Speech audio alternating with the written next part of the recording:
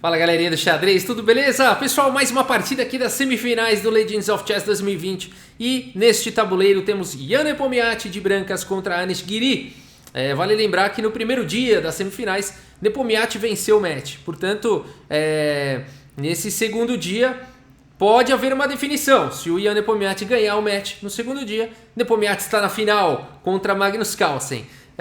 Nessa partida que eu vou mostrar para vocês é o Armagedon do segundo dia. Então aqui houve empate nas partidas rápidas, empate nas partidas de Blitz e agora tem que definir quem vai ser o vencedor do match. Se Nepomniachtchi de brancas aqui, ele tem a obrigação de vencer essa partida, é o Armagedon, e o Giri tem um minuto a menos no relógio e tem a vantagem do empate. Ou seja, Nepomniachtchi, se vencer essa partida, estará na final contra Magnus Carlsen. Vamos dar uma olhada. Nepomniachtchi abre aqui com o peão do rei E4. Temos E5 pelo Giri, cavalo em F3, cavalo C6 e aqui bispo B5 pelo Nepo. Temos cavalo em F6, olha só, o Giri então indo aí para a defesa Berlim e depois de roque, cavalo por E4, gambito rio aceito, é uma das variantes mais agressivas aí da abertura espanhola, da abertura Ruy Lopes. O Giri faz a coisa certa, apesar de que é curioso isso, apesar de que ele tem a vantagem do empate,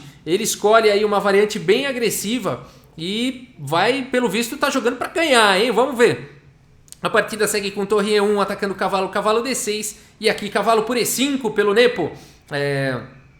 Puxa, o Nepomniachtchi pendurou aqui o bispo, não, nada disso. Não dá para capturar esse bispo, não foi o lance jogado, cavalo por B5 por conta de cavalo por C6, dando um cheque aqui com a torre e capturando a dama na sequência, tá? Então por isso que a partida seguiu aqui com bispo em E7, bloqueando a coluna E. Temos bispo em F1, bispo em segurança, cavalo por E5, torre por E5 e aqui o Giri coloca o rei em segurança fazendo roque.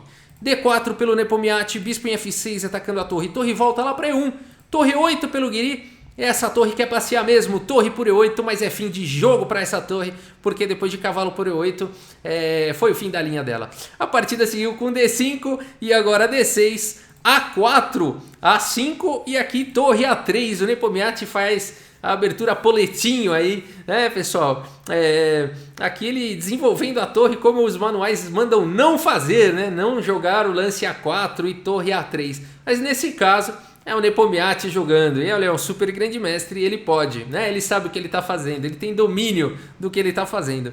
A partida seguiu com bispo D7, cavalo C3, bispo G5, propondo a troca aí dos bispos. Temos H3, dando aquele respiro para o rei, bispo por C1, dama por C1 e cavalo em F6, pressionando o peão central.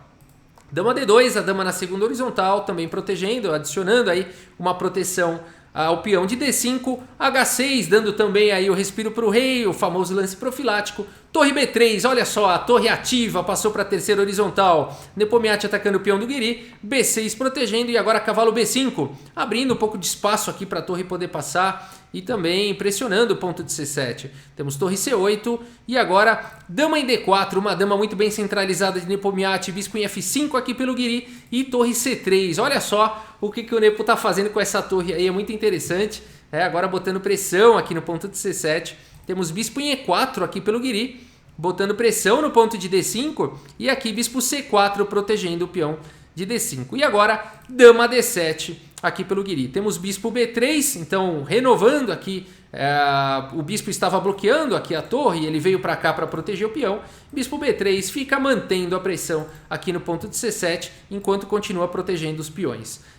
E aqui então o Giri poderia jogar algum lance aqui, como o bispo G6, simplesmente colocando aí o bispo em segurança, ou esperar para ver o que acontece, mas o Giri não tá afim de esperar nada, ele vai para cima e faz o lance dama em F5, lance muito corajoso, deixando o peão aqui de C7. A partida segue com cavalo por C7, o Nepo topa o desafio e agora dama G5, ameaçando mate aqui em G2. O Nepo tem que defender isso, torre G3 e agora a dama está entrando aqui em C1, na fileira do fundo. Dama em C1 cheque, rei H2 e dama em F4. A dama fica cravando agora a torre, a grande ameaça é cavalo em H5 e além de tudo, quando a torre veio para G3 cobrir o cheque, desprotegeu o cavalo, então o Nepomniachtchi tem que fazer alguma coisa em relação ao cavalo que está atacado. Segue com cavalo em B5 e agora cavalo em H5 atacando aí a torre. Cavalo C3 pressionando o bispo e aqui o Guiri não está com muita pressa aí de nada e faz lance F5, simplesmente adicionando uma proteção aqui ao bispo. Temos cavalo em E2 agora, olha só que recurso interessante do Nepomniachtchi para eliminar aqui a questão da dama cravando a torre. A dama tem que sair daí, dama em H4 e agora F3 foi jogado aqui pelo Nepomniachtchi fazendo pressão nesse bispo.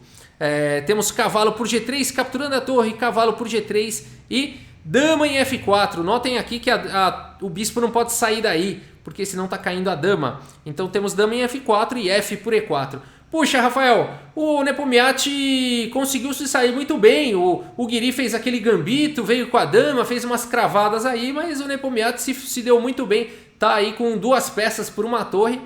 Não é bem assim, o Guiri segue firme com H5. E esse lance aqui ele é muito forte. Tá ameaçando H4, o cavalo não pode sair daí. O rei não pode sair da cravada senão cai o cavalo. E não dá para jogar H4, senão dama por H4 cheque, capturando o cavalo na sequência. Ou seja, vai cair esse cavalo de qualquer jeito. A partida seguiu com dama D3, H4, E por F5 e aqui sem pressa de nada. Guiri segue com torre em F8.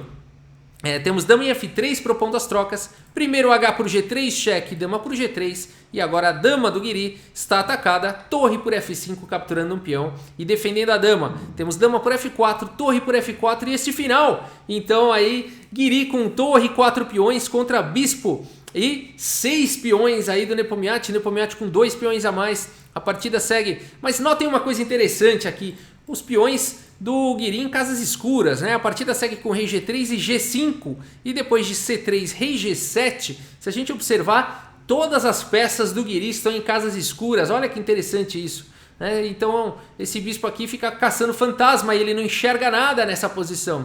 A partida seguiu com o bispo D1 e agora rei F6 levando o rei aí para uma excelente posição. Notem a torre cortando o rei das brancas da posição. A partida segue com o bispo em F3. Um erro aqui pelo Nepomniachtchi, porque ele pendura o peão de A4 e depois de torre por A4. Então aqui pelo Guiri, Nepomniachtchi abandona aí a partida. Vitória do Guiri. O Guiri tinha vantagem do empate. Surpreendentemente ele não quis empatar, né? E foi para a vitória e venceu de fato, né? E aqui Guiri então, ao vencer essa partida, empatou a semifinal. Então ficou uma vitória para o Nepomniachtchi no primeiro dia da semifinal, uma vitória para o Guiri no segundo dia da semifinal. E a gente vai ter então mais um dia de semifinais, mais rodadas aí, mais um match entre Nepomniachtchi e Guiri. Como o Magnus Carlsen venceu os 2 primeiros dias das semifinais contra o Petr Svidler, Magnus Carlsen está na final, não precisa jogar a terceira rodada. E a gente vai ter então a definição entre Nepomniachtchi e Guiri nessa última rodada aí, na terceira rodada das semifinais. Vamos dar uma olhada no relatório aqui do chess.com e olha só que maravilha, hein? 98,8% de precisão para os 2 jogadores. Os 2 jogaram muito parecido, né? 27 dos melhores lances, 2 excelentes, 4 bons, 6 bons aqui, 7 lances de livro. Realmente um erro apenas aqui para o Guiri, 2 gafes aqui para o Nepo. Então a gente teve aqui primeiro aqui o erro do Guiri. Nepo ficou melhor, mas depois cometeu gafes aí e o Guiri virou a partida, né? Vamos dar uma olhada onde é que o Nepo perdeu a mão. Foi principalmente aqui esse lance F3, tá? Aqui, pessoal, a torre, enfim, aqui o Nepo conseguiu de fato, né, com o cavalo aqui em E2, conseguiu de fato se livrar do problema da torre que estava cravada. E aqui ao invés de F3, torre G6 seria um lance aí apontado pelos computadores, pressionando o D6, salvando aí a peça. E aí provavelmente dama em E7 seria jogado, cavalo C3, né? Então aqui as brancas ficariam aí com uma posição muito boa, né, com o peão a mais, 2, 4, 6, 7 contra 2, 4, 6, e as pretas aparentemente não tem muita vantagem não teriam conseguido a vantagem nessa linha. O Nepomniachtchi teria conseguido anular aí os ataques do Guiri, tá? Poderia, claro, continuar tentando mais alguma coisa com o cavalo em F4, poderia seguir com torre G3, H5, claro que ainda tem mais alguns lances de extrema atividade, mas depois de, por exemplo, torre E3, cavalo por G2, torre por E4, F por E4 e rei por G2, a gente teria aí esse final, 2 peças menores contra a torre, um final melhor para o Nepomniachtchi. Ainda teria um cheque aqui, né? Dama G5, rei F1 Depois de torre E8, por exemplo, cavalo D1 segurando a posição. Dama H4 pressionando o peão de H3, dama E3. E aqui as brancas se seguraram, né? Agora é claro, o Nepomniachtchi precisaria jogar com extrema precisão nessa variante para não ficar mal. O Guiri teria sim algumas oportunidades de ataque, teria sim possibilidade de complicação, mas com um jogo preciso aí do Nepomniachtchi, cairia num final parecido como esse e melhor para as brancas, né? Então aí o problema do Nepomniachtchi foi esse lance F3, portanto. Aqui, torre G6, como a gente viu, levaria para uma continuação mais forte aí para as brancas. E o Guiri, como é que ele deixou acontecer isso? O lance dama F5 dele foi muito legal, eu vou voltar aqui para mostrar. Esse lance foi muito corajoso e foi consistente. Depois de cavalo por C7 aqui, dama G5, torre G3, evitando mate, dama C1, cheque, RH2, dama F4, tá tudo lindo. Cavalo B5, cavalo H5, tudo maravilhoso. Cavalo C3 aqui, o lance F5 foi otimista demais, né? Porque aí a gente viu que depois de F5 teve o lance cavalo em E2 e resolve os problemas das brancas com jogo preciso. Aqui foi muito otimista do Guiri. Aqui um lance mais preciso talvez seria o lance torre por C3, acabando com a ameaça aqui para cima do bispo. E depois de B por C3, aí sim capturando aqui em G3.